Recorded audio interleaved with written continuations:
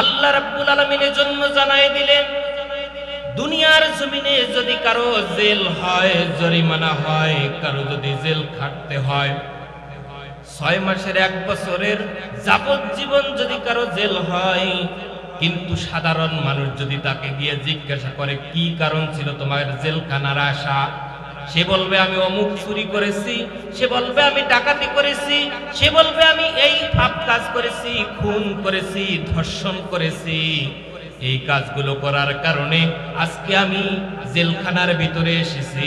এরকম দুনিয়ার জমিনে বলবে কিনা জোরে বলে? আল্লাহ রাব্বুল আলামিন জানাই দিলেন, যখন মানুষগুলো জান্নাত এবং জাহান্নামে চলে যাবে, জান্নাত এবং জাহান্নামে চলে যাওয়ার পরে মানুষগুলোর মধ্যে কথা হবে, জান্নাতবাসী এবং জাহান্নামবাসীদের মধ্যে কথা হবে। জান্নাতবাসীরা জিজ্ঞাসা করবে, ও হে জাহান্নামবাসীরা, দুনিয়ার জমিনে এমন কি কাজ তোমরা করেছো যে কারণে আজকে জাহান্নামের ভিতরে তোমরা চলে আসিছো? তোমরা কি অপরাধ দুনিয়ার জমিনে করেছিলা যার কারণে জাহান্নামের দাউ দাউ করা আগুনের ভিতরে তোমরা জ্বলছো? আমাদের জানার প্রয়োজন আছে নাই বলেন? আল্লাহ রাব্বুল আলামিন সেই উত্তরটাও কোরআনুল কারীমের সূরা মুদ্দাসিরের ভিতরে দিয়ে দিলেন। আল্লাহ রাব্বুল আলামিন বলতেছেন, ওই সময় জান্নাতবাসীরা জিজ্ঞাসা করবে, ও হে জাহান্নামবাসীরা, কি তোমাদের কারণ ছিল আজকে তোমরা জাহান্নামের ভিতরে চলে আসছো? তখন জাহান্নামবাসীরা ওই জান্নাতবাসীদের প্রশ্নের জবাবে সুন্দরভাবে জবাব দিবেন, আর তারা বলবেন, ক্বালু লাম নাকু মিনাল মুসাল্লিন। বলুন আল্লাহু আকবার। জাহান্নামবাসীরা বলবে, হে জান্নাতবাসীরা, আমরা যে আজকে সাকার নামে জাহান্নামের ভিতরে এসেছি তার 1 নাম্বার কারণ হলো দুনিয়ার জমিনে আমরা নামাজ পড়তাম না। জোরে বলেন, কি পড়তো না? দুনিয়ার জমিনে আমরা নামাজ পড়তাম না। আমাদের 1 নাম্বার অপরাধ হলো আমরা দুনিয়ার জমিনে নামাজ পড়তাম না। আজকে যারা নামাজ পড়বে না তারা কোথায় যাবে জোরে বলেন? নামাজ না পড়লে জাহান্নামে যেতে হবে। সে হতে পারে এমপি, সে হতে পারে মন্ত্রী, সে হতে পারে প্রধানমন্ত্রী, সে হতে পারে মেম্বার, সে হতে পারে চেয়ারম্যান, সে হতে পারে কৃষক, সে হতে পারে চাকরিজীবী, ব্যবসায়ী, সে হতে পারে ফকির মিসকিন, যে যাই হোক না কেন, যদি নামাজ না পড়ে একবারে সে আল্লাহর জাহান্নামের ভিতরে অবস্থান করবে। নাউজুবিল্লাহ বলে। এখানে কোনো অপশন নাই, নামাজ না পড়লে জাহান্নামে যেতে হবে, আর নামাজ পড়লে জান্নাতে যেতে পারবে। এরকম একটা বাংলা ওয়াজ যদি আপনারা না বুঝেন, জাহান্নামবাসীরা জবাব দিয়ে দিল।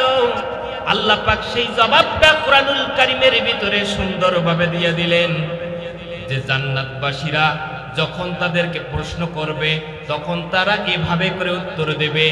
এরপরে যখন জান্নাতবাসীরা উত্তর দিবে, যখন জাহান্নামবাসীরা জান্নাতবাসীদের এই কথাটার উত্তর তারা দিয়ে দেবে যে আমরা নামাজি ছিলাম না দুনিয়ার জমিনে, জান্নাতবাসীরা আবার জিজ্ঞাসা করবে যে ওহে জাহান্নামবাসীরা, ওহে দোজখবাসীরা, তোমাদের আর কি কারণ আছে? তোমরা নামাজ পড়ো না, 1 নাম্বার কারণ আমি জানলাম। আর তোমাদের কি কারণ আছে? আরো কারণ আছে না নাই বলেন? শুধু একটা কারণে জাহান্নামে কেউ যায় না। আজকে অনেকেই আছেন জান্নাতে যেতে চান অথচ নামাজ পড়েন না। অনেক পীরের মুরিদ রয়েছেন যারা নামাজ পড়া লাগে না, কথা কোন ঠিক কিনা? অথচ আল্লাহ বলতেছেন যে আল্লাহ জান্নাত বানাইছেন, যে আল্লাহ জাহান্নাম বানাইছেন, যে আল্লাহ পাক আপনাকে আমাকে বানাইছেন, সেই আল্লাহ পাক বলতেছেন নামাজ ছাড়া জান্নাতে যাওয়া যাবে। অথচ আমরা বিভিন্ন ভাবে মানুষের কথা শুনে আজকে নামাজকে বাদ দিয়ে জান্নাত খোঁজা শুরু করেছি, কথা কোন ঠিক কিনা? এরপরে জাহান্নামবাসীদেরকে জান্নাতবাসীরা আবার জিজ্ঞাসা করবে, ও হে জাহান্নামবাসীরা, তোমাদের আর কি কারণ আছে যে তোমরা আজকে জাহান্নামের ভিতরে চলে আসছো? জাহান্নামবাসীরা উত্তর দিবে, ও হে জান্নাতবাসীরা, ওয়ালাম নাকুনু তুইমুল মিসকিন, আর আমরা মিসকিনদেরকে খাদ্য দিতাম না। কাদের খাদ্য দিত না বলেন? মিসকিনদেরকে খাদ্য দিত না। মিসকিন যারা আছে দুনিয়ার জমিনে, এদেরকে তারা খাদ্য দিত না, নিজেরাই পেট ভরে খাইতো, নিজেরা সুন্দরভাবে জীবন যাপন করত। মানুষ কি খাচ্ছে, এতিম মিসকিনেরা কি খাচ্ছে তার ধার ধারে না, দেখে না। এই লোকটি আল্লাহর জাহান্নামের ভিতরে চলে যাবে, নাউজুবিল্লাহ বলে। আল্লাহ রাব্বুল আলামিন বললেন, আরাআইতাল্লাযী ইউকাযযিবু বিদ্দীন ফাযালিকাল্লাযী ইয়াদউল ইয়াতীম। বলেন আল্লাহু আকবার। আপনি কি জানেন ওই সকল লোক যারা বিচার দিবসকে অস্বীকার করে আর যারা ইয়েতিমদেরকে গলা ধাক্কা দিয়ে তাড়িয়ে দেয়, ইয়েতিমদেরকে গলা ধাক্কা দিয়ে তাড়িয়ে দেয়, ইয়াদউল ইয়াতীম ওয়ালা ইয়াহুদ্দু আলা তুআমিল মিসকিন, আর মিসকিনদেরকে খাদ্য দানে উৎসাহিত করে না, খাদ্য দান করে না। জোরে জোরে বলেন সুবহানাল্লাহ। সূরা মাউনের ভিতরে আল্লাহ পাক বললেন যে যারা মিসকিনদেরকে খাদ্য দিত না এরা, কিন্তু এরা বিচার দিবসকে অস্বীকার করে, এরা ধ্বংস হয়ে যাবে, এরা জাহান্নামের ভিতরে চলে যাবে। সূরা মুদ্দাসির আবার সূরা মাউনের ভিতরে আল্লাহ পাক তাজ দিয়ে দিলেন যে ওয়ালা ইয়াহুদ্দু আলা তুআমিল মিসকিন। বলুন আল্লাহু আকবার। তারা মিসকিনদেরকে খাদ্য দানে উৎসাহিত করে না। আজকে মিসকিনদেরকে খাদ্য দান করতে হবে। আপনি যা খান, আপনি নিজে যেভাবে খান, তাদেরও সেভাবে আপনি খাওয়ানোর জন্য তাদের খোঁজ খবর আপনি নেবেন। হযরত ওমর ফারুক রাদিয়াল্লাহু তাআলা আনহু, তিনি ছিলেন অর্ধেক জাহানের বাদশা। বাদশা হওয়ার পরও তিনি রাত্রিবেলায় মানুষের দ্বারে দ্বারে পৌঁছিয়ে দিয়েছেন খাদ্য, মানুষের দ্বারে দ্বারে বেড়াইছেন। হঠাৎ করে রাত্রিবেলায় যখন তিনি বের হলেন, তাবু থেকে কিসের যেন কান্নার আওয়াজ শোনা যায়। হযরত ওমর ফারুক রাদিয়াল্লাহু তাআলা আনহু কাছে গিয়ে দেখলেন একটা তাঁবুর ভিতরে কিছু বাচ্চা কান্নাকাটি করতেছে, আর ওই বাচ্চার মা কি যেন রান্না করতেছে। হযরত ওমর রাদিয়াল্লাহু তাআলা আনহু বললেন, ও হে মা, কি রান্না করো, তোমার বাচ্চাগুলো আজকে কাঁদবে। ওই মহিলা বলল, পথিক, তোমাকে বলার কোনো আমার প্রয়োজন নাই, এখানে পাত্রের ভিতরে কোনো খাবার কিছু নাই, আমি যে রান্না করতেছি শুধু পানি পাত্রের ভিতরে দিয়া আমি এই পানিটাকে গরম করতেছি, আর আমার সন্তানদেরকে বলতেছি খাবার হচ্ছে, তোমরা খাবার হচ্ছে, রুটি হচ্ছে, বিভিন্ন রকম খাবার যেগুলো তৈরি করা হয়, যে খাবার হচ্ছে। এভাবে করে আমার সন্তানগুলো এক সময় ঘুমিয়ে যাবে, আর এই ঘুম পর্যন্ত আমি এই কাজটা করছি। জোরে বলেন সুবহানাল্লাহ।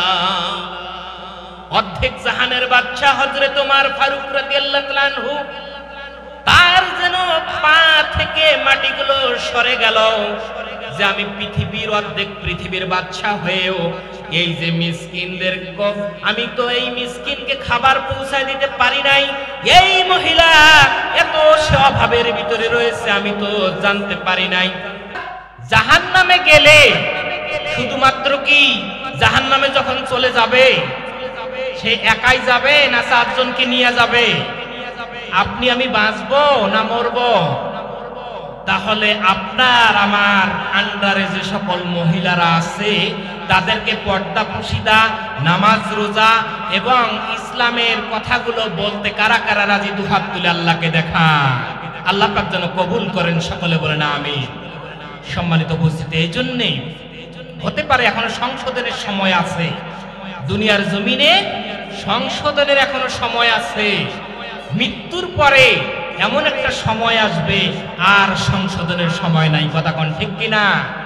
এই যে দেখবেন আপনার হয়তো বা ধন সম্পদ থাকতে পারে, যে আমার ধন সম্পদ আছে, আমি দামি লোক, আমি চাকরি করি, আমি গ্রামের উপর অনেক কিছু আমার ধন সম্পদ, আমি কেন পর্দা করব, আমি কেন নামাজ পড়বো, আমি কেন রোজা করব, এরকম একটা মানুষের টেন্ডেন্সি আছে না নাই? বলেন, জোরে বলেন।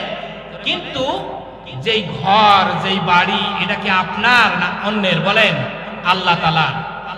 ঘর বাড়ি জমিন এগুলো কার? জোরে বলেন।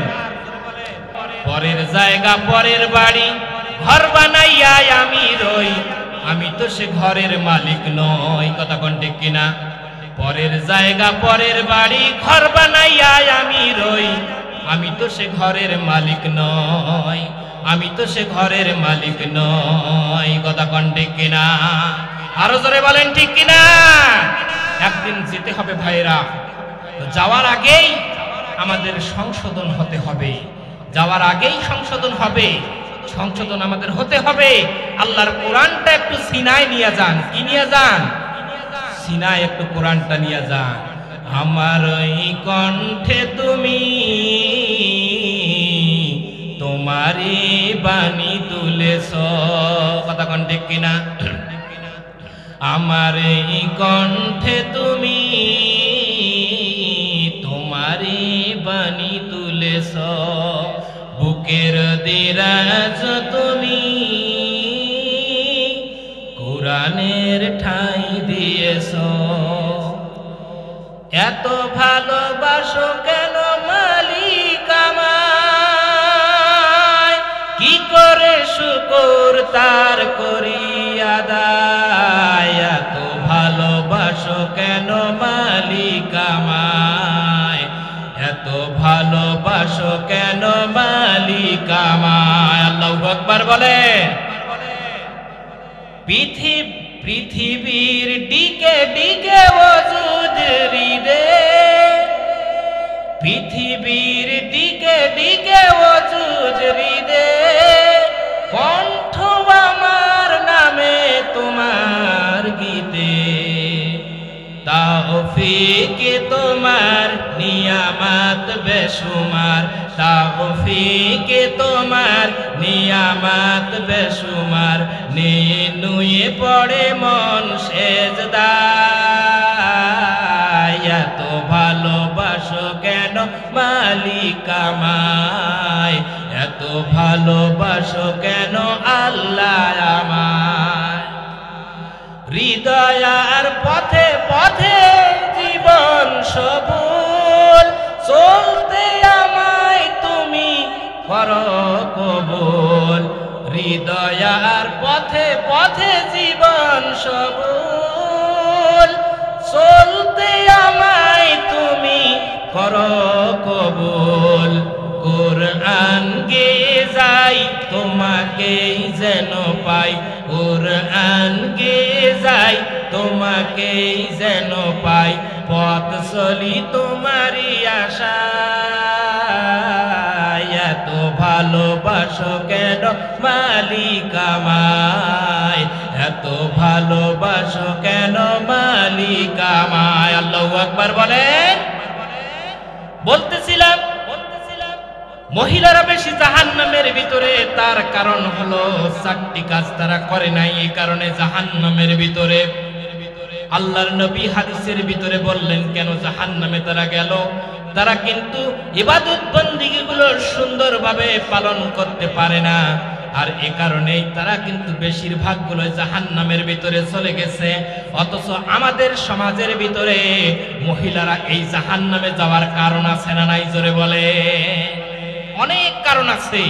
মহিলারা রোজা ঠিকই থাকে, রোজা অনেক ভালো থাকে, কিন্তু তারা পুরুষেরা রোজা কম থাকে, মহিলারা বেশি রোজা থাকে। অথচ আল্লাহ রাব্বুল আলামিন রোজার কথা কিন্তু বলেছেন পবিত্র কোরআনুল কারীমের ভিতরে।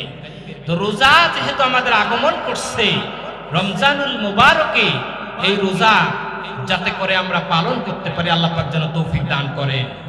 আল্লাহ রাব্বুল আলামিন শুধু নামাজ নয়, রোজার কথাও যেহেতু বলেছেন মহিলারা রোজা করতে হবে তাদের, শুধু মহিলারা নয় পুরুষদেরকেও রোজা রাখতে হবে। আল্লাহ পাক বলছেন ইয়া আইয়ুহাল্লাযীনা আমানু কুতিবা আলাইকুমুস সিয়ামু কামা কুতিবা আলাল্লাযীনা মিন ক্বাবলিকুম লাআল্লাকুম তাত্তাকুন। বলুন আল্লাহু আকবার। আল্লাহ রাব্বুল আলামিন জানাই দিলেন, হে দুনিয়ার মুসলমান, হে দুনিয়ার মুমিন, তোমরা শোনো, আমি তোমাদের উপর রোজাকে ফরজ করে দিয়েছি, সাওমকে ফরজ করে দিয়েছি। কামা কুতিবা আলাল্লাযিনা মিন ক্বাবলিকুম, যেমনি ভাবে ইতিপূর্বে যত নবী রাসূল এসেছিলেন তাদের উপর আমি রোজাকে ফরজ করে দিয়েছিলাম, ঠিক তদ্রূপ ভাবে তোমার উপরও রোজা ফরজ করে দিয়েছি। জোরে বলেন সুবহানাল্লাহ। হযরত আদম আলাইহিস সালাম প্রথম মানুষ কিনা বলেন? আমাদের আদি পিতা হযরত আদম আলাইহিস সালাম, তাকেও রোজা দিয়েছেন কিনা বলেন? হযরত আদম আলাইহিস সালাম তিনিও রোজা রাখতেন। প্রত্যেক মাসে 3টি করে রোজা হযরত আদম আলাইহিস সালামের জন্য ফরজ ছিল। সেটা হলো প্রত্যেক মাসের চন্দ্র মাসের 14 তারিখ, 15 তারিখ, 16 তারিখ, এই রোজাগুলো তিনি রাখতেন। হযরত নূহ আলাইহিস সালাম শুধু ঈদের দিন বাদ দিয়ে যত দিন ছিল সব দিন রোজা রাখতেন। শুধু তাই নয়, যত দুনিয়ার জমিনে নবী রাসূল এসেছিলেন সবার উপরে রোজাকে ফরজ করে দেওয়া হয়েছিল। আমার আপনার নবীর উপরও রোজাকে ফরজ করে দেওয়া হয়েছে। আর এই রোজাকে যেহেতু ফরজ করে দেওয়া হয়েছে, আর এই ফরজ বিধানটা আমাদের যদি আমরা মান্য না করি, কিয়ামতের দিন আল্লাহ পাক এর জন্য আমাদের পাকড়াও করবেন। নাউজুবিল্লাহ বলে। রমজান মাসের কত গুরুত্ব দেখেন। অন্যান্য মাস যে ইবাদত বন্দেগী করবে, অন্য মাসে একটা নফল ইবাদত করলে যে সওয়াব হয়, পবিত্র রমজানুল মুবারকে যদি ওই রকম একটা নফল কাজ যদি ওই ব্যক্তি করতে পারে, অন্য মাসে ফরজ কাজ করলে যে সওয়াব হবে, রমজানুল মুবারকে নফল কাজ করলে, নফল নামাজ পড়লে, নফল কোন ইবাদত করলে ফরজের পরিমাণ সওয়াব আল্লাহ পাক দান করবেন। জোরে বলেন সুবহানাল্লাহ। এরপরে রমজানুল মুবারকে যদি কেহ যদি ফরজ একটা বিধান মানে ফরজ যদি একটা পালন করে, অন্য মাসের 70টি ফরজ পালন করলে যে সওয়াব হবে, পবিত্র রমজানুল মুবারকে একটা ফরজ পালন করলে সেই পরিমাণ সওয়াব বান্দার আমলনামায় লেখা হয়ে যায়। শুধু তাই নয়, রমজানুল মুবারকে রমজান মাসে জান্নাতের দরজাগুলো খুলে দেওয়া হয়, জাহান্নামের দরজাগুলো বন্ধ করে দেওয়া হয়, যাতে করে মুমিন বান্দা রমজানের রোজা রেখে মারা যখন যাবে জান্নাতে যাওয়া সহজ হয়ে যায়। আর এজন্যই আল্লাহ রাব্বুল আলামিন রমজানুল মুবারকে জান্নাতের দরজাগুলো খুলে দিয়েছেন, আর জাহান্নামের দরজাগুলো তিনি বন্ধ করে দিয়েছেন। শয়তানকে বন্দী করা হয় রমজানুল মুবারকে, শয়তানকে বন্দী করা হয়। এই জন্য রমজান মাসে হানাহানি, কাটাকাটি, এরকম অন্যায় কাজ খুব কম হয়। আর রমজানুল মুবারকে যেহেতু শয়তানকে বেঁধে রাখা হয়, আর এজন্য একটু কম হয়, ঠিক কিনা বলেন? তারপর আপনারা বলতে পারেন যে তারপরে তো এরকম অনেক কাজ হয়, শয়তানি কাজ হয় কি হয় না বলেন? মেইন শয়তানকে বন্দী করার পরও শয়তানি কাজগুলো কেন হয়ে যায় আপনারা ডিজিটাল যুগের মানুষ বুঝতে পারবেন। একটা এলইডি বাল্ব আছে, আপনারা মাইকিং এ শুনবেন, বিদ্যুৎ থাকলেও জ্বলে, না থাকলেও 4 ঘন্টা জ্বলে, ঠিক কিনা বলেন? শয়তান এমন ভাবে চার্জ দিয়েছে তার মানুষ, শয়তান জিন সন্তান শয়তানকে, মানুষ এবং জিনের ভিতরে মিনাল জিন্নাতি ওয়ান নাস, মানুষ এবং জিনের মধ্য থেকে এই রকম যারা আছে তাদেরকে শয়তান চার্জ দিয়ে শয়তান বানিয়ে রেখেছে। শয়তান যদি 11টি মাসের ভিতরে এই লোকগুলোকে, এই মানুষ এবং জিনগুলোকে যদি চার্জ দেয়, আর যদি কিছুক্ষণের সময় একটা মাস শয়তান নাও থাকে, তাহলে এই চার্জ দিয়ে একটা মাস জ্বলবে কিনা বলে? কোনো কাজ না হলে একটা মাস কিন্তু জ্বলবে, কথা কোন ঠিক কিনা? বিদ্যুৎ নাই 3-4 ঘন্টা, তারপরও জ্বলবে, শয়তান নাই। তারপরে শয়তান কিছু মুরিদ বানাইছে মানুষকে, জিনকে। আমার কথা না আল্লাহর, মিনাল জিন্নাতি ওয়ান নাস। শয়তান মানুষের মধ্যে এবং জিনের মধ্যে কিছু মুরিদ বানিয়ে শয়তান বানিয়ে দিয়েছে। এরা হানাহানি, কাটাকাটি, মারামারি করে, রমজান মাসেও করে, কিন্তু অত বেশি নয়, কেন চার্জ কম। এই চার্জ দিয়ে বেশি কিছু হয় না, বিদ্যুৎ নাই। এই বাল্ব দিয়ে শুধুমাত্র আপনি কোনো কিছু দেখতে পাবেন। এই আলো দিয়ে, এই আলো দিয়ে কি আপনি ডিপ মেশিন চালাতে পারবেন? এই আলো দিয়ে ফ্রিজ চালাতে পারবেন? এই যে চার্জ আছে, এই চার্জ দিয়ে অন্য বেশি কিছু করা যাবে না। তার মানে রমজানুল মুবারকে বেশি খারাপ কাজ হয় না, যতটুকু হয় শয়তান যে চার্জ দিয়েছে, এই চার্জের যতটুকু চার্জ আছে সেই অনুযায়ী সেই খারাপ কাজগুলো হয়ে যায়। সম্মানিত উপস্থিতি, এই জন্যে রমজানুল মুবারকের দাম এত বেশি। আল্লাহ পাক বলছেন, কুতিবা আলাইকুমুস সিয়ামু, তোমাদের উপর রোজাকে ফরজ করে দিয়েছি আমি আল্লাহ তাআলা, রোজাকে ফরজ করে দিয়েছি। তাহলে রোজা যেহেতু আমাদের উপর ফরজ, আর এই রোজাটা এমন একটা ইবাদত, এটা কোনো লোক দেখানো ইবাদত হতে পারে না। আপনি নামাজ যদি পড়েন, এটা লোক দেখানো হতে পারে, কথা কোন ঠিক কিনা? আল্লাহ পাক বলছেন, ফাওয়াইলুল লিল মুসাল্লিন আল্লাযীনা হুম আন সালাতিহিম সাহুন আল্লাযীনা হুম ইউরাউন। বলুন আল্লাহু আকবার। আল্লাহ পাক বলতেছেন, ফাওয়াইলুল লিল মুসাল্লিন, ওই সকল নামাজি ধ্বংস হয়ে যাক। ফাওয়াইলুল লিল মুসাল্লিন আল্লাযীনা হুম আন সালাতিহিম সাহুন, যারা নামাজ সম্পর্কে বেখবর, নামাজ পড়তেছে মন অন্য জায়গার ভিতরে চলে গেছে, এরকম মানুষ আছে না নাই? নামাজ পড়তেছে অন্য জায়গায় মন চলে গেছে, অথচ আল্লাহ রাব্বুল আলামিন বলছেন ওই ব্যক্তিগুলো ধ্বংস হয়ে যায়, ওই নামাজি ধ্বংস হয়ে যাক, এই নামাজির আর আমার কোনো দরকার নাই। অথচ যারা নামাজ ভালোভাবে পড়ে, খুশু খুজুর সাথে পড়ে, আল্লাহ পাক সূরা মুমিনের ভিতরে ওই সকল নামাজির সুসংবাদ দান করলেন, সুসংবাদ দিয়ে দিলেন, قد أفلح المؤمنون الذين هم في صلاتهم خاشعون। বলুন আল্লাহু আকবার। আল্লাহ পাক জানাই দিলেন ওই সকল নামাজিরা সফলতা অর্জন করে গেছে, তারা সফলতা অর্জন করেছে, তারা যারা নামাজের মধ্যে খুশু খুজু আছে, নামাজের ভিতরে যাদের একনিষ্ঠতা আছে, যারা খুশু খুজুর সাথে নামাজ আদায় করে, একনিষ্ঠতার সাথে নামাজ আদায় করে, নামাজের মধ্যে যারা এমন ভাবে দাঁড়ায় যেরকম ভাবে আসামি দাঁড়ায়, আসামি যেরকম ভাবে দাঁড়ায়, এই আসামির মতো যখন মালিকের সামনে যখন দাঁড়ায়, নামাজ ওই ব্যক্তি সেভাবেই আদায় করে। আমরা যখন কাঠগড়ায় দাঁড়াই জজের সামনে, জজের সামনে যখন আমরা দাঁড়াই, কিভাবে দাঁড়াই? আসামির মতো দাঁড়াই, ঠিক কিনা বলেন? আল্লাহ পাক একজন হচ্ছেন তিনি জজ, তিনি হচ্ছেন ন্যায় বিচারক, তিনি বিচার করবেন। আর তিনার সামনে দুনিয়ার যেই জজ, সাধারণ কোন জজ, একটা জেলার জজের সামনে যদি আপনি এভাবে দাঁড়ান, এমন ভাবে দাঁড়িয়েছেন যাতে কোনো বেয়াদবি না হয়, কিন্তু সারা বিশ্বের যিনি পালনকর্তা, রিজিকদাতা, আইনদাতা যিনি, সেই আল্লাহ পাক তিনি হলেন জজ। সেই জজের সামনে, সেই ন্যায় বিচারকের সামনে আপনি যখন নামাজের ভিতরে দাঁড়াবেন, আর আপনি কিভাবে নামাজে দাঁড়িয়ে মশা মারতে পারেন, কথা কোন ঠিক কিনা? নামাজের ভিতরে কিভাবে এদিক ওদিক দেখতে পারেন? অথচ আল্লাহ পাক বলছেন ওই সকল নামাজি ধ্বংস হয়ে যাক।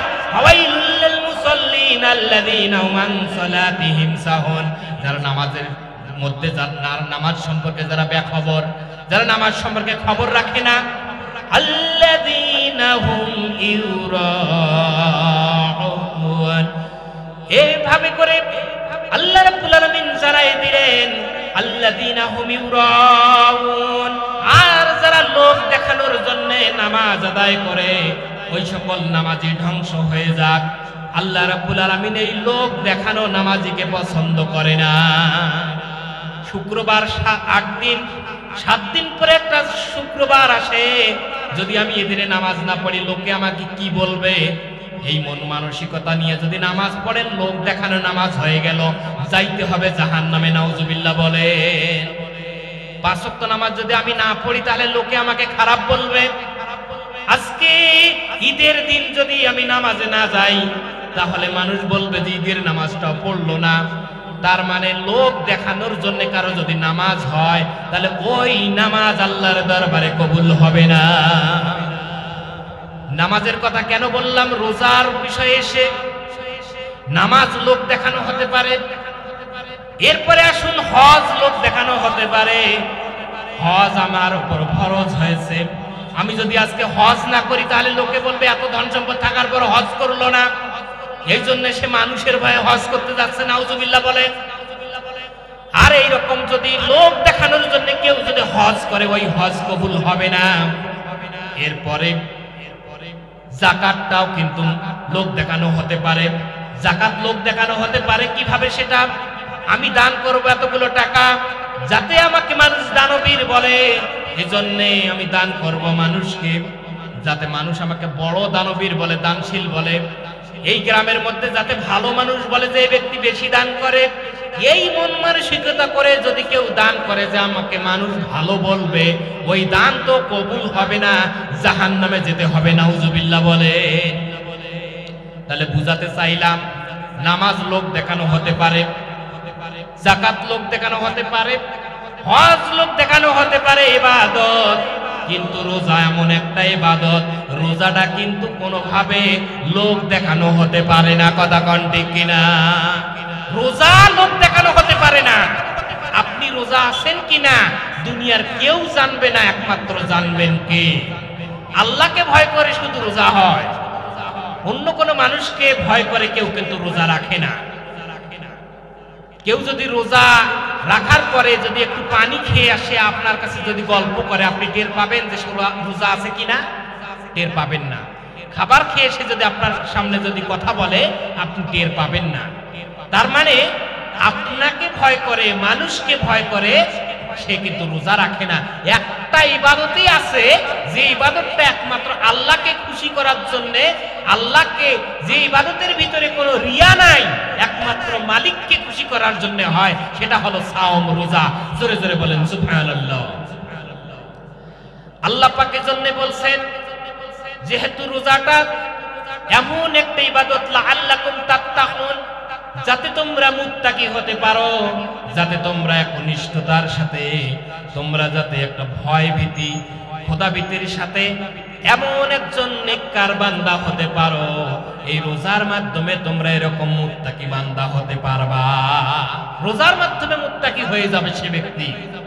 তাহলে রোজা এমন একটা ইবাদত, আল্লাহ পাক বলছেন আস-সাওমু লি ওয়া আনা আজজি বিহি। হাদিসের ভিতরে, হাদিসে কুদসিতে আল্লাহ পাক বলছেন, হাদিসে কুদসি হলো যে হাদিসে আল্লাহ বলছেন, কিন্তু নবী করিম সাল্লাল্লাহু আলাইহি সাল্লাম বর্ণনা করেছেন এটা কোরআনের আয়াত নয়, এটা হলো হাদিসে কুদসি। এই হাদিসে কুদসির ভিতরে আল্লাহ পাক বলছেন আস-সাওমু লি ওয়া আনা আজজি বিহি, আমার জন্য রোজা। রোজা কার জন্য? আল্লাহর জন্য। আল্লাহ বলছেন রোজা আমার জন্য, সাওম আমার জন্য, আর এর প্রতিদান, পুরস্কার আমি আল্লাহ তাআলা নিজ হাতেই বান্দাদের দান করব। জোরে বলেন সুবহানাল্লাহ। নিজ হাতেই এর পুরস্কার আমি আল্লাহ দেব। কিয়ামতের দিন রোজাদারদেরকে পুরস্কার দেবেন আল্লাহ পাক নিজ হাতে। নিজ হাতেই এই পুরস্কারটা দিতে চান। কেন দিতে চান? আল্লাহ পাক দেখতেছেন যে এই বান্দা আমাকে ভয় করে রোজা রেখেছে, দুনিয়ার কোনো মানুষকে ভয় করে নয়। এই জন্য আল্লাহ নিজ হাতে পুরস্কারটা বান্দার হাতে তুলে দিতে চান। সুবহানাল্লাহ বলেন। আল্লাহ পাক যেন আমাদের সহি সালামতে, সুস্থ শরীর, সুন্দর মন মানসিকতা নিয়ে রোজা রাখার মতো তৌফিক দান করেন। সকলে বলেন আমিন। সম্মানিত উপস্থিতি, এর জন্য পবিত্র রমজানুল মুবারকে রোজা আমাদের উপর ফরজ করে দেওয়া হয়েছে। আল্লাহ পাক বলছেন যদি কেউ রোজা রাখার সময়, যদি কেউ রোজা রাখতে না পারে, যদি তোমরা সফরে থাকো, আও আলা সফরে, যদি তোমরা সফরের মধ্যে অবস্থান করো, তাহলে অন্য সময়ে এই রোজাটা তোমরা পালন করে নিবা। তার মানে সফর যদি, তো আপনি যদি মুসাফির হন, মুসাফির হলে আপনি রোজাটা পরে রাখতে পারবেন, রোজাটা ছেড়ে দিতে পারবেন। অথবা আপনি যদি অসুস্থ হন, অসুস্থ হলে এমন অসুস্থ আপনি হয়েছেন, ডাক্তার বলেছে যে আপনাকে রোজা ছাড়তে হবে, রোজা থাকলে আপনার এই অসুখ সারবে না, আপনার এই অসুস্থতা থেকে আপনি ভালো হবেন না, এই রকম যদি প্রেসক্রিপশনে আপনার যদি থাকে যে রোজা রাখা যাবে না, ওই সময় আপনি রোজাটাকে বাদ দিতে পারেন, পরবর্তী সময়ে সেগুলো কাজা করে অবশ্যই নিতে হবে। এভাবে করে রোজা আমাদের রাখতে হবে। পবিত্র মাহে রমজান মাস আল্লাহ পাকের একটা মনোনীত একটা মাস। এই মাসের এত গুরুত্ব আল্লাহ পাক দিয়েছেন, এই মাসের ভিতরে এমন একটা রাত্রি দিয়েছেন লাইলাতুল কদরের রাত। জোরে বলেন কোন রাত? লাইলাতুল কদরের রাত।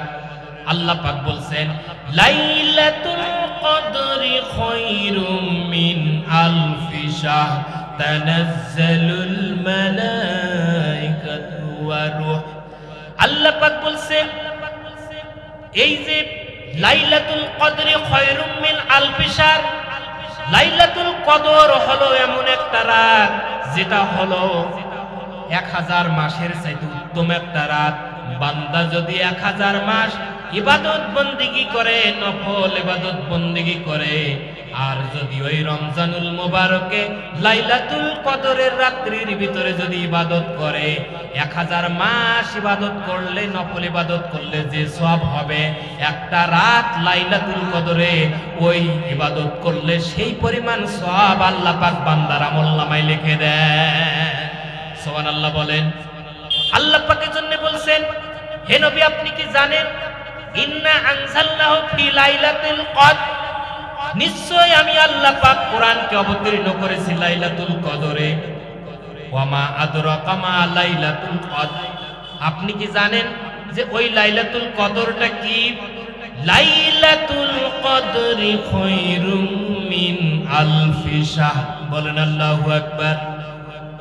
লাইলাতুল কদর হলো এমন একটা রাত যেই রাতটা ইবাদত বন্দেগী করলে 1000 মাস সমান 83 বছর 4 মাস হিসাব করলে দেখা যায় একটা মানুষ 83 বছর বাঁচতেও পারে, নাও বাঁচতে পারে।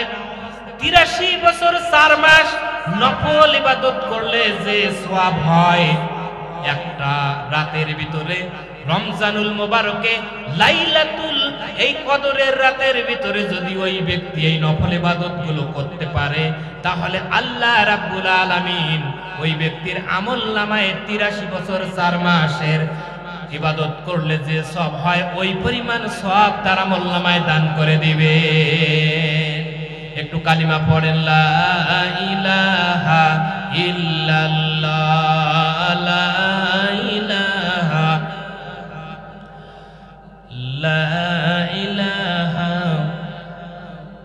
সুবহানাল্লাহ ওয়াল হামদুলিল্লাহ, লা ইলাহা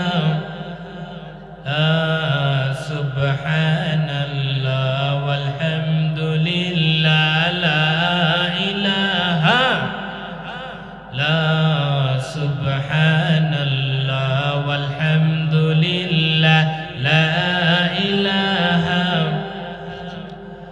আমাদের বাড়ি বাংলাদেশে, নবীজির রওজা মদিনায়। কথা কোন ঠিক কিনা?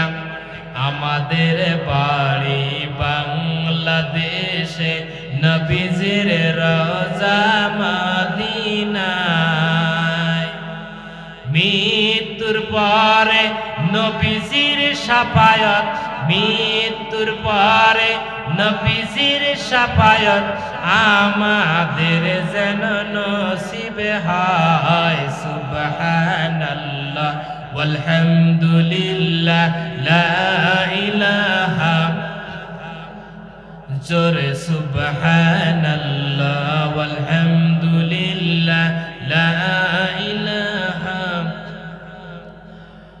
বাড়ি বাড়ি কর রে মন, সেই বাড়ি তো তোমার নাই। কথা কোন ঠিক কিনা? বাড়ি বাড়ি কর রে মন, সেই বাড়ি তো তোমার না। আসল বাড়ি জান্নাতের ভিতর আসল বাড়ি, জান্নাতের ভিতর ওই বাড়িটা তোমার হয়। সুবহান নারায়ে তাকবীর। দ্বিতীয় বক্তার আগমন, দ্বিতীয় বক্তার আগমন। চাঁদনাপাড়ার পক্ষ থেকে হযরত ওমর ফারুক রাদিয়াল্লাহু তাআলা আনহু বললেন, মা থাকো, কিছুক্ষণ অপেক্ষা করো। আর নিজেই বাইতুল মাল থেকে তিনি একটা আটার বস্তা নিয়ে আসলেন, আর আটার বস্তা নিয়ে এসে ওই মহিলার বাড়ির মধ্যে গেলেন এবং সেখানে আটার বস্তা তাকে দিয়ে দিলেন। এরপরে হযরত ওমর ফারুক রাদিয়াল্লাহু তাআলা আনহু ওই আটা দিয়ে নিজে রুটি বানাইয়া আর ওই সন্তানদেরকে খাওয়াই দিলেন, ওই মহিলার সন্তানদেরকে। জোরে জোরে বলেন সুবহানাল্লাহ। অর্ধেক পৃথিবী করিত শাসন, তালি দেওয়া জামা গায়ে, আঠার বস্তা পিঠে করে নিয়া সে দিল দুস্থ মায়ে। আজ কোথায় গেল সেই মানব দরদি তাওহীদি সন্তান? কোথা গেল সেই সোনার মানুষ? কোথা সেই মুসলমান? লা ইলাহা, জোরে লা ইলাহা, লা ইলাহা, লা ইলাহা। দেখেন আল্লাহ পাকের কি খেলা, ডঙ্কা বাজে কারবালা। আল্লাহ পাকের কি খেলা, ডঙ্কা বাজে কারবালা। রক্তের নামে ফোয়ারা, রক্তের নামে ফোয়ারা, তবু বলে এক আল্লাহ। লা ইলাহা, জোরে লা ইলাহা, লা ইলাহা, লা ইলাহা ইল্লাল্লাহু মুহাম্মাদুর রাসূলুল্লাহ সাল্লাল্লাহু। এরপর জান্নাতবাসী এবং জাহান্নামবাসীর ভিতরে আবার কথা হবে।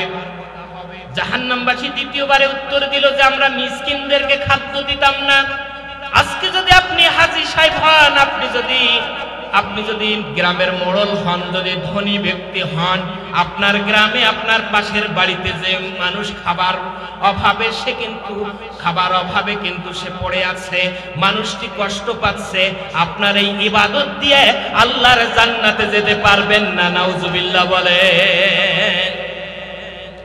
এরপরে জান্নাতবাসীরা আবার জিজ্ঞাসা করবে জাহান্নামবাসীদেরকে, ওহে জাহান্নামবাসীরা, আজকে তোমরা জাহান্নামের ভিতরে এসেছো, আর কি তোমাদের কারণ রয়েছে? আর কি কারণ আছে তোমাদের যে আজকে তোমরা জাহান্নামের ভিতরে চলে এসেছো?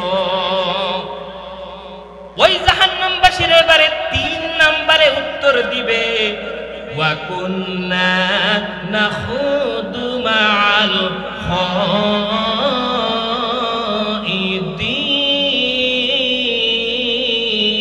খাইদিন। বলুন আল্লাহু আকবার। ওই জাহান্নামবাসীরা উত্তর দেবে, আমরা গীবত করতাম, গীবত পরনিন্দা যারা করে তাদের কাছে আমরা থাকতাম, তাদের সাথে সঙ্গ দিতাম, আমরা গীবত পরনিন্দা করতাম, মানুষের দোষগুলো আমরা বলতাম। আজকে এরকম লোক সমাজের ভিতরে একটাও নাই। কথা কোন ঠিক কিনা? আছে? নিজের দোষ আছে, কিন্তু নিজের দোষকে বাদ দিয়ে অন্যের দোষকে খোঁজা হয়। অথচ দেখেন, মানুষকে যখন আপনি বলবেন, এই আঙ্গুলটা দিয়ে, শাহাদত আঙ্গুল দিয়ে যখন দেখায় দিবেন তুমি এই দোষ করেছো, এই দোষ করেছো, এই দোষ করেছো, বাকি 4টি আঙ্গুল আপনার দিকে দেখায় বলতেছে যে ওই ব্যক্তি যেই দোষ করেছে তার চাইতে আরো 4 গুণ দোষ তুমি করেছো। জোরে বলেন ঠিক কিনা? এই জন্য মানুষের দোষ খোঁজার আগে নিজের দোষটা আগে খোঁজেন, তখন আপনি পরিশুদ্ধ হয়ে যাবেন। ওই জাহান্নামবাসীরা বলবে, আমরা মানুষের গীবত করতাম, পরনিন্দা করতাম, ওয়াইলুল লিকুল্লি হুমাযাতিল লুমাযা, ধ্বংস হোক তারা যারা মানুষকে তাদের সামনাসামনি কটাক্ষ করে অথবা অনুপস্থিতিতে গীবত করে, এই ব্যক্তিটা ধ্বংস হয়ে যাক। কে বলেছে? আল্লাহ পাক কিন্তু এখানে বললেন, সুন্দরভাবে আল্লাহ পাক জানাই দিলেন যে এমন একটা কাজ, সেটা হলো গীবত করা। মানুষ বিভিন্ন জায়গায় গিয়ে গীবত করে, চায়ের দোকানে, বিভিন্ন মোড়ে, যেখানে কয়েকজন মানুষ একত্রিত হয়ে যায়, অথচ আল্লাহ পাক বলছেন যে বিষয়ে তোমাদের জ্ঞান নাই, ওই বিষয়ে তোমরা চুপ থাকো, আর কোনো কথা বলবা না। মহিলারা কিন্তু গীবত বেশি করে, কথা কোন ঠিক কিনা? মহিলারা গীবত কিন্তু বেশি করে। আর এজন্যে আল্লাহর নবী দেখেছেন মহিলারা ওই জাহান্নামের ভিতরে সবচেয়ে বেশি। মেরাজের ভিতরে যখন আল্লাহর নবী যখন মেরাজে গেলেন, সেখানে গিয়ে দেখলেন মহিলারা বেশিরভাগ জাহান্নামের ভিতরে অবস্থান করছে। নাউজুবিল্লাহ বলেন। গীবত বেশি করে তারা। আর এই গীবত সেটা মহিলাই হোক আর পুরুষ হোক, যদি তারা গীবত করে তাহলে তারা আল্লাহর জাহান্নামের ভিতরে অবস্থান করবে। কে বলেছেন কথাটা? জোরে বলেন। আল্লাহ পাক বলতেছেন, এরপরে জান্নাতবাসীরা আবার প্রশ্ন করবে, জাহান্নামবাসীদের প্রশ্ন করবে, ওহে জাহান্নামবাসীরা, আর তোমাদের কি কারণ রয়েছে যে কারণে তোমরা আজকে জাহান্নামের ভিতরে এসেছো? তখন তারা বলবে, উত্তর দেবে, ওয়া কুন্না নুকাযযিবু বিয়াউমিদ্দিন। বলুন আল্লাহু আকবার।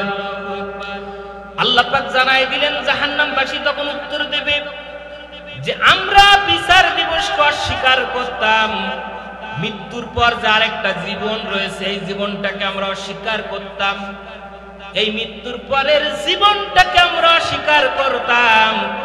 আমরা মনে মনে ভাবতাম মৃত্যুর পর আর কোনো কিছু নাই, মৃত্যুর পরে হিসাব নিকাশ নাই, মৃত্যুর পরে আর কোনো আযাব নাই, মৃত্যুর পরে জান্নাত জাহান্নাম নাই, মৃত্যুর পরে মানুষ মারা গেলে মাটির সাথে মিশে যাবে, আর কিছু হবে না। এরকম আমরা মনে মনে ভাবতাম। আজকে যে এভাবে আবার বিচারের কাঠ গড়ায় দাঁড়াতে হবে, এইটা কিন্তু আমরা বিশ্বাস করতাম না। এরকম লোক আছে না নাই? বলেন। এইটা বিশ্বাস করে না। আবার যে আপনাকে আমাকে দাঁড়াতে হবে বিচারের কাঠগড়ায়, এটা আপনাকে আমাকে বিশ্বাস করতে হবে নাকি হবে না? বলেন তো। এটা যদি আপনি বিশ্বাস না করেন, যেতে হবে জাহান্নামে। আল্লাহ পাকের জন্য জানাই দিলেন, ওহে দুনিয়ার মানুষ, বিচার দিবসকে তোমরা অস্বীকার করো না। সূরা মাউনের ভিতরে এটাও বলা হয়েছে, আরাআইতাল্লাযী ইউকাযযিবু বিদ্দীন। নবীজি, আপনি কি তাদেরকে দেখেছেন যারা বিচার দিবসকে অস্বীকার করে, কিয়ামত দিবসকে অস্বীকার করে? অথচ কিয়ামতের দিন আমি আল্লাহ রাব্বুল আলামিন সব মানুষকে তার হিসাব নেব। জোরে জোরে বলেন সুবহানাল্লাহ। এজন্য বিচার দিবসকে অস্বীকার যারা করবে আল্লাহর জাহান্নামে চলে যাবে। আল্লাহ পাক বলছেন যে মানুষ, দুনিয়ার জমিনে তোমরা আসছো, আবার দুনিয়ার জমিন থেকে একদিন চলে যাবে, আবার বিচার হবে তোমাদের। মিনহা খালাকনাকুম ওয়া ফিহা নুঈদুকুম ওয়া মিনহা নুখরিজুকুম তারাতান উখরা। বলুন আল্লাহু আকবার। আল্লাহ বলছেন, আমি মাটি দিয়ে মানুষকে সৃষ্টি করেছি, আবার মাটির নিচে মানুষগুলোকে নিয়ে আসবো, আবার মাটি থেকে তাদেরকে উঠাইয়া তাদের বিচারের কাঠগড়ায় দাঁড় করাবো। তার মানে হলো আল্লাহ আমাদের মাটি দিয়ে সৃষ্টি করেছেন, আবার আমরা মাটির নিচে প্রতিনিয়ত আমরা মারা যাই কি যাই না? বলেন। প্রতিনিয়ত কত মানুষ মাটির নিচে যাচ্ছে, আবার আল্লাহ পাক বললেন আমি মাটি থেকে আবার তোমাদের উঠাবো। এবারে বিজ্ঞান গবেষণা শুরু করে দিল, মানুষকে মাটি দিয়ে সৃষ্টি করা হয়েছে। বিজ্ঞান গবেষণা শুরু করে দিল এই আয়াত, আল্লাহর এই আয়াতটি শুদ্ধ না অশুদ্ধ, আল্লাহর আয়াতটি ভুল না সঠিক, এইটা প্রমাণ করার জন্য বিজ্ঞান এবার গবেষণা শুরু করে দিল। বিজ্ঞান গবেষণা করে ধরা পেল যে মাটির ভিতরে যেরকম কার্বন রয়েছে, মাটির ভিতরে যেরকম হাইড্রোজেন রয়েছে, মাটির ভিতরে যেরকম নাইট্রোজেন রয়েছে, একটা মানুষের দেহ গবেষণা করে বিজ্ঞান ঠিক তদ্রূপ ভাবে একটা মানুষের দেহের মধ্যে হাইড্রোজেন, কার্বন, নাইট্রোজেন এই উপাদানগুলো হুবহু তারা পেয়ে যায়। জোরে জোরে বলেন সুবহানাল্লাহ। বিজ্ঞান এটা গবেষণা করে প্রমাণ করে দিল আসলে মানুষ মাটির তৈরি।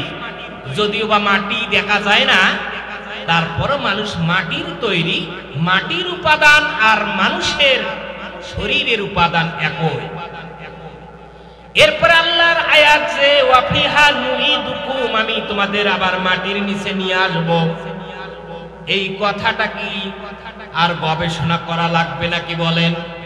আর গবেষণার কোনো প্রয়োজন নাই। এমন একটা দিন চলে আসবে আপনি আমি মারা যাব, এমন একটা দিন আসবে আজরাইল আলাইহিস সালাম আপনার সাথে আমার সাথে মোলাকাত করবে, এমন একটা দিন আসবে মসজিদের মাইক থেকে এলান হবে অমুক ব্যক্তি মারা গেছে, এমন একটা দিন চলে আসবে মসজিদের খাট নামে সেই বিমানটি আপনার বাড়িতে গিয়ে হাজির হবে। কথা কোন ঠিক কিনা? এরকম দিন সবার কাছে একদিন আসবে, সবাইর কাছে একদিন এই দিনটা আসবে। আল্লাহ পাক বলতেছেন যে বিচার আমি করব, বিচার আমি করবই, এবং এই বিচারটা এমন ভাবে আমি করব যে বিচার দিবসকে যদি তোমরা অস্বীকার করো তাহলে তোমরা জাহান্নামের ভিতরে চলে যাবে। নাউজুবিল্লাহ বলে। সম্মানিত উপস্থিতি, এই জন্য এই কয়টা কারণে জান্নাতবাসীরা তারা প্রশ্ন করবে আর জাহান্নামবাসীরা এই উত্তরগুলো দিয়ে দেবে। বলতেছিলাম মহিলারা বেশি জাহান্নামী, আপনাদের মনে আছে না নাই বলেন? মহিলারা বেশি জাহান্নামী। এটা হাদিস হলো বিশ্বনবী সাল্লাল্লাহু আলাইহি সাল্লাম একদিন ঈদুল ফিতর কিংবা ঈদুল আজহার দিন ঈদগাহ মাঠে যাচ্ছেন, কিছু মহিলাদের সাথে বিশ্বনবীর দেখা হয়ে গেল। আল্লাহর নবী বললেন, ওহে মহিলারা, ওহে নারী সমাজ, বেশি বেশি করে তোমরা দান সদকা করবে, কেননা তোমাদের ভিতরে অনেককে আমাকে দেখানো হয়েছে তোমাদের বেশিরভাগ নারীরাই জাহান্নামের ভিতরে রয়েছে, বেশিরভাগ মহিলারা তোমরা জাহান্নামী। এই জন্য মহিলারা বেশি বেশি করে তোমরা দান করবে, সদকা করবে। ওই মহিলারা উত্তর দিল, হে আল্লাহর রাসূল, আমরা তো নামাজ পড়ি, আমরা তো রোজা রাখি, আমরা নামাজ পড়ি, আমরা রোজা রাখি, হে আল্লাহর রাসূল, আমরা কেন জাহান্নামের ভিতরে? আল্লাহর নবী বললেন, তোমরা নামাজ পড়ো, নামাজ পড়লেও তোমরা কিছু সময় না পাক অবস্থায় নামাজ পড়তে পারো না, এটা তোমাদের একটা ঘাটতি। এরপরে তোমরা রোজা রাখো, কিছু সময় নাপাক থাকার কারণে তোমরা কিন্তু রোজাটা রাখতে পারো না, এটা একটা তোমার দিনের ঘাটতি। শুধু তাই নয়, একজন মহিলা সমান দুইজন মহিলা সমান একজন পুরুষের সাক্ষ্য দেওয়া, দুইজন মহিলা যেই সাক্ষ্য দেবে একজন পুরুষ সেই সাক্ষ্য দিলে ওই সাক্ষ্য গ্রহণযোগ্য হবে। এরকম ওয়ারিস সূত্রে দুইজন মেয়ে যে সম্পদ পাবে, একজন ছেলে ওই সম্পদটা পেয়ে যায়। জোরে বলেন ঠিক কিনা? আল্লাহর নবী বলেছেন, এই ঘাটতিগুলো থাকার কারণে তোমরা বেশিরভাগ মহিলারাই জাহান্নামের ভিতরে অবস্থান করেছো। আল্লাহর নবী আরেকটা হাদিসের ভিতরে বলেছেন, 4টি কাজ যদি কোনো মহিলা করতে পারে, শুধুমাত্র হাদিসের বঙ্গানুবাদ বলতেছি, আল্লাহর নবী হাদিসের ভিতরে বলতেছেন 4টি কাজ যদি কোনো মহিলা করতে পারে, জান্নাতের 8টি দরজা ওই মহিলার জন্য খোলা হয়ে যায়। সুবহানাল্লাহ বলেন। 4টি কাজের ভিতরে 1 নাম্বার, সে যদি নামাজ পড়ে, 1 নাম্বার কি? নামাজ পড়ে। পুরুষের নামাজ পড়া লাগবে না নাকি? পুরুষেরা হোক আর মহিলারা হোক, নামাজ না পড়লে যাবে কোথায়? কিছুক্ষণ আগেই বললাম, জাহান্নামে। মহিলাদের জন্য একটু সহজ করে দেওয়া হয়েছে। ওই মহিলারা যদি 1 নাম্বার যদি তারা নামাজ পড়ে, 5 ওয়াক্ত নামাজ যদি আদায় করে, মহিলারা যদি 5 ওয়াক্ত নামাজ আদায় করে, মহিলারা যদি রমজান মাসের রোজা রাখে, মহিলারা যদি তাদের সতীত্বকে হেফাজত করে, পর্দা পুশিদা করে, মহিলারা যদি তাদের স্বামীর খেদমত করে, তাহলে এই 4টি কাজ যদি কোনো মহিলা করতে পারে, জান্নাতের 8টি দরজা ওই মহিলার জন্য খোলা হয়ে যায়। যে কোনো একটা দরজা দিয়ে ওই মহিলা আল্লাহর জান্নাতে প্রবেশ করবে। জোরে জোরে বলেন সুবহানাল্লাহ। তাহলে মহিলাদের জন্য কাজ কয়টি? মহিলাদের জন্য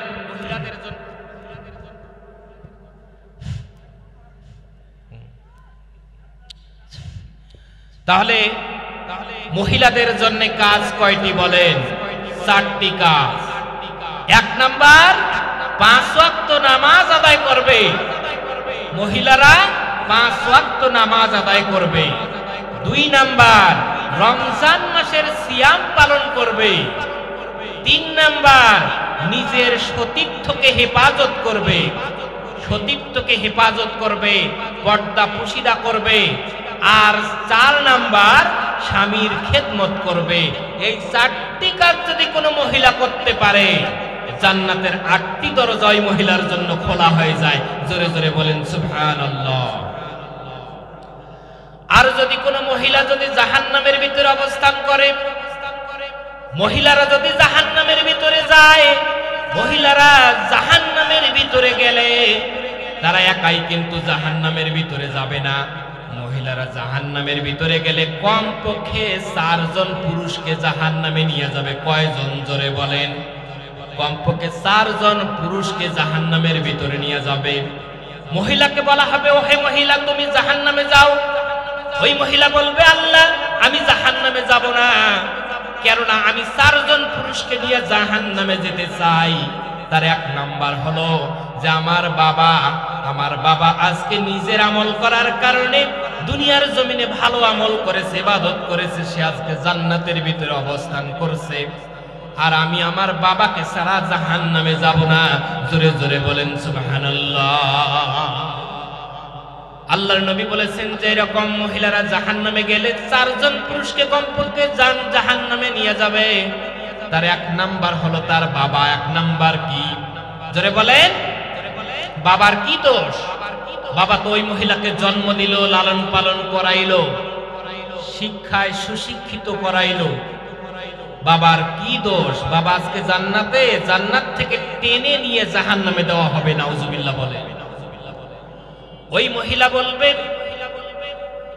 হে আল্লাহ, আমার বাবা আমাকে দ্বীন শিক্ষা দেয় নাই, কোরআন শিক্ষা দেয় নাই, হাদিস শিক্ষা দেয় নাই। আমার বাবা কখনো আমাকে নামাজের কথা বলে নাই, রোজার কথা বলে নাই। সতীত্বের হেফাজত করতে হবে, যে পর্দা করতে হবে, এটা কিন্তু আমার বাবা বলে নাই।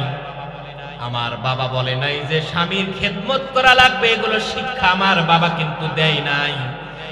আর তিনি নিজেই ইবাদত করেছেন, হজ করেছেন, তিনি অনেক ইবাদত করেছেন, তিনি আজকে জান্নাতের ভিতরে অবস্থান করছেন। আল্লাহ, আমার ওই জান্নাতি পিতাকে ছাড়া আমি জাহান্নামে যাব না। জোরে বলেন নাউজুবিল্লাহ। আল্লাহ বলবেন, ও হে ফেরেশতারা, ওই মহিলার বাবা যে আজকে জান্নাতের ভিতরে আছে, ওকে টেনে হেসড়ে নিয়ে জাহান্নামে দিয়ে দাও। নাউজুবিল্লাহ বলেন। এরপরে ওই মহিলাকে বলা হবে, ও হে মহিলা, তোমার বাবাকে দিয়েছি, তুমি জাহান্নামে চলে যাও। ওই মহিলা বলবে, না না, আমি জাহান্নামে যাব না। কেন না? আমি জাহান্নামে যাব না। এরপরে 2 নাম্বারে আমি যাকে জাহান্নামে নিয়ে যাব সে হলো আমার স্বামী। সে কে বলেন? আমার স্বামী। আমার বাবা যখন বিবাহ দিয়েছে, আমার স্বামীর কাছে যখন বিবাহ দিয়েছে, তখন কিন্তু আমার স্বামী কোনো কিছু আমাকে বলে নাই, পর্দা পুশিদা করি নাই, এটা বলে নাই, নামাজ পড়ি নাই, আমাকে কিছু বলে নাই, রোজা করি নাই, কিছু বলে নাই। আমি যে পর্দা পুশিদা করি নাই, সতীত্বের হেফাজত করি নাই, ইবাদত বন্দেগী করি নাই, সে কিছু বলে নাই। আর না বলার কারণে অথচ আমার স্বামী সে কিন্তু নিজেই আজকে জান্নাতে গেছে, ভালো আমল করে। আল্লাহ বলবেন, ওই জান্নাতি স্বামীকে ওই মহিলাকে দিয়া দাও। হে ফেরেশতারা, ওই মহিলার স্বামী আজকে জান্নাতের ভিতরে আছে, তাকে টেনে হেসড়ে নিয়ে জাহান্নামে দিয়া দাও। নাউজুবিল্লাহ বলেন। এরপরে ওই মহিলাকে বলা হবে, ও হে মহিলা, তোমার বাবাকে দিলাম, তোমার স্বামীকে দিলাম, জাহান্নামে চলে যাও। এরপরে ওই মহিলা বলবে, আল্লাহ না না না, আরো একজনকে জাহান্নামে নিয়ে যাব, সে হলো আমার বড় ভাই। আমার বাবা যদিও বা এগুলো কাজ, আমার বাবা যদিও বা কোরআন হাদিস শিক্ষা দেয়নি, আমার বড় ভাইও ছিল, সে কিন্তু আমাকে কোনোভাবে কোরআন হাদিসের কথা বলে নাই, নামাজের কথা বলে নাই, রোজার কথা বলে নাই, পর্দার কথা বলে নাই, কোনো কিছুর কথা বলে নাই। না বলার কারণে আমি আজকে ইবাদত বন্দি করি নাই, পর্দা পুশিদা করি নাই, আমি নামাজ রোজা করতে পারি নাই গো আল্লাহ। আমার ওই ভাই আজকে জান্নাতের ভিতরে আছে, আর আমার ভাইকে সারা জাহান্নামে আমি যাব না, নাউজুবিল্লাহ বলেন। ফেরেশতাদের আল্লাহ বলবেন, ও হে ফেরেশতারা, ওই মহিলার ভাই জান্নাতে গেছে, ওকে টেনে হেসড়ে নিয়ে জাহান্নামে দিয়ে দাও, নাউজুবিল্লাহ বলেন। এরপরে ওই মহিলাকে বলা হবে, মহিলা জাহান্নামে চলে যাও। মহিলা বলবে, আল্লাহ আরো একজন পুরুষকে জাহান্নামে নিয়ে যাব, সে হলো আমার বড় ছেলে। জোরে বলেন কি? বড় ছেলে। যে আমার ছেলে, তাকে আমি আলেমে দ্বীন বানাইছি, আমার ছেলেকে কোরআন হাদিস শিক্ষা দিয়েছি, আমার ছেলে ভালো আমল করে জান্নাতে চলে গেছে, কিন্তু আমার ছেলে আমাকে কোনোদিন পর্দার কথা বলে নাই, কোরআন হাদিস যে শিখতে হবে তা বলে নাই, নামাজ পড়তে হবে তা বলে নাই, রোজা রাখতে হবে তা কিন্তু বলে নাই, সে নিজে আমল করে জান্নাতে চলে গেছে। আল্লাহ ওই বড় ছেলেকে ছাড়া আমি জাহান্নামে যাব না, নাউজুবিল্লাহ বলেন। আল্লাহ বলবেন যে, ওহে ফেরেশতারা যাও, ওই মহিলার বড় সন্তানকে, বড় ছেলেকে নিয়ে তাকে দিয়ে দাও, জাহান্নামের ভিতরে দিয়ে দাও। আর এই 4 জন পুরুষকে নিয়ে ওই মহিলা আল্লাহর জাহান্নামের ভিতরে চলে যাবে, নাউজুবিল্লাহ বলেন। ভাবো নিরালায় শান্তি কেন নাই রে দুনিয়ায়, কথা কোন ঠিক কিনা? আরো জোরে বলেন ঠিক কিনা? ভাবো নিরালায় শান্তি কেন নাই রে দুনিয়ায়, ভাবো নিরালায় শান্তি কেন নাই রে দুনিয়ায়। মেরা কয় স্বাধীন হলাম, মেরা কয় স্বাধীন হলাম, পর্দার আর দরকার নাই, পর্দা দিয়ে কি করিব, খোলা মেলা চলতে চাই, কথা কোন ঠিক কিনা? মেরা কয় স্বাধীন হলাম, পর্দার আর দরকার নাই, পর্দা দিয়ে কি করিব, খোলা মেলা চলতে চাই। ভাবো নিরালায় শান্তি কেন নাই রে দুনিয়ায়, গজব কেন রে দুনিয়ায়, শান্তি কেন নাই রে দুনিয়ায়, কথা কোন ঠিক কিনা? আরো জোরে বলেন ঠিক কিনা? এরকম বেপরদা মহিলার অভাব আছে আমাদের দেশে, আছে না নাই বলেন? আপনারা গান পারেন? গান গান পারেন তো নাকি? ও রে বেপরদা নারী, তোর তো কোন লজ্জা শরম নাই, কথা কোন ঠিক কিনা? ও রে বেপরদা নারী, তোর তো কোন লজ্জা শরম নাই, তোর তো কোন লজ্জা শরম নাই রে বেপরদা নারী, তোর তো কোন লজ্জা শরম নাই, কথা কোন ঠিক কিনা? ও রে বেপরদা নারী, তোর তো কোন লজ্জা শরম নাই। তো বেপরদা যারা নারী যাবে কোথায়? জোরে বলেন।